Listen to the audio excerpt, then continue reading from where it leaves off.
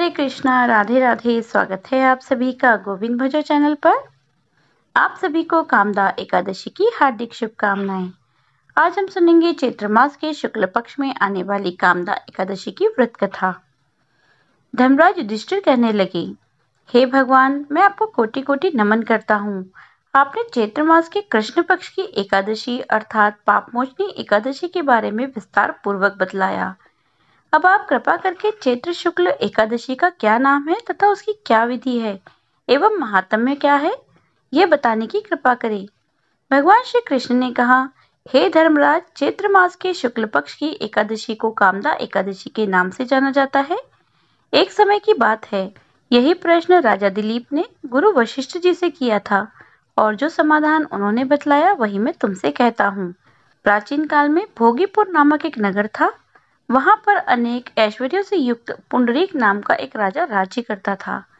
भोगीपुर नगर में अनेक अप्सरा, किन्नर तथा गंधर्व वास करते थे। उनमें से एक जगह ललिता और ललित नाम के दो स्त्री पुरुष अत्यंत वैभवशाली घर में निवास करते थे। उन दोनों में अत्यंत स्नेह था, यहाँ तक कि अलग अलग हो जाने पर दोनों व्याकुल हो जाते थे। एक समय पुंडरीक की सभा में अन्य गंधर्वों सहित ललित भी गान कर रहा था। गाते गाते उसको अपनी प्रिय ललिता का ध्यान आ गया और उसका स्वर्ग भंग होने के कारण गाने का स्वरूप बिगड़ गया। ललित के मन के भाव को जानकर कारकोट नामक नाग ने पद भंग होने का कारण राजा से कह दिया। तब पुंडरीक ने क्रोधपूर्वक कहा कि तूने मेरे सामने गाता हुआ अपनी स्त्री का स्मरण किया है, अतः तू नरभक्षी दैत्य बनकर अपने कर्म का फल भोगेगा।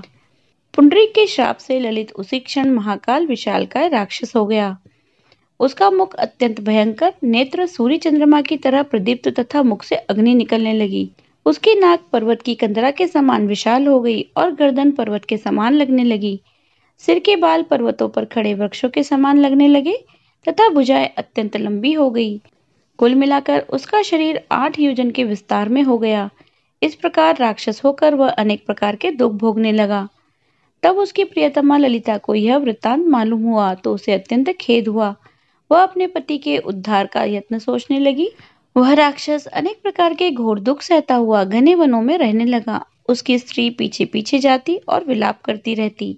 एक बार ललिता अपने पति के पीछे पीछे घूमती हुई विंध्याचल पर्वत पर पहुंच गई, जहां पर श्रृंगी ऋषि का आश्रम था। ललिता शीघ्र ही श्रृंगी ऋषि के आश्रम में गई और वहां जाकर विनीत भाव से प्रार्थना करने लगी। उसे देखकर श्रृंगी ऋषि बोले, हे सुभगे, तुम कौन हो और यहाँ किस लिए आई हो? ललिता बोली, हे मुने, मेरा नाम ललिता है। मेरे पति राजा पुंडरीक के श्राप से विशालकाय राक्षस हो गए। इसका मुझे महान दुख है। इसके उद्धार का कोई उपाय बतलाइए।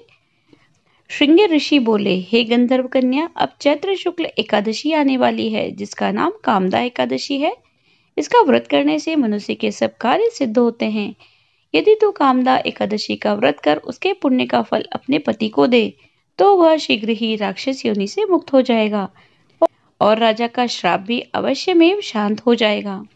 मुनि के ऐसे वचन सुनकर ललिता ने चैत्र शुक्ल एकादशी आने पर उसका व्रत किया और द्वादशी को ब्राह्मणों के सामने अपने व्रत का फल अपने पति को देती हुई भगवान से इस प्रकार प्रार्थना करने लगी, हे प्रभु, मैंने जो यह व्रत किया है इसका फल मेरे पतिदेव को प्राप्त हो जाए, जिससे वह राक्षस योनि से मुक्त हो जाए।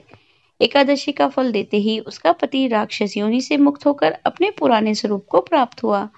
फिर अनेक सुंदर वस्त्राभूषणों से युक्त होकर ललिता के साथ विहार करने लगा। उसके पश्चात वे दोनों विमान में बैठकर स्वर्गलोक को चले गए।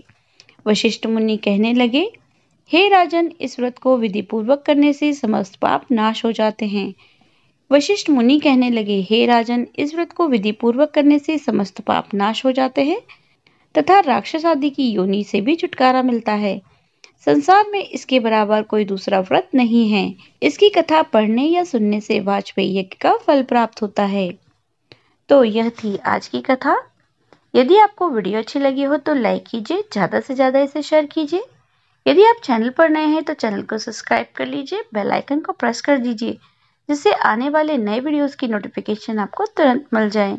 मिलती हूँ आपसे अगले वीडियो में, तब तक बने रहिए गोविंद भजो चैनल पर। हरे कृष्णा, राधे राधे।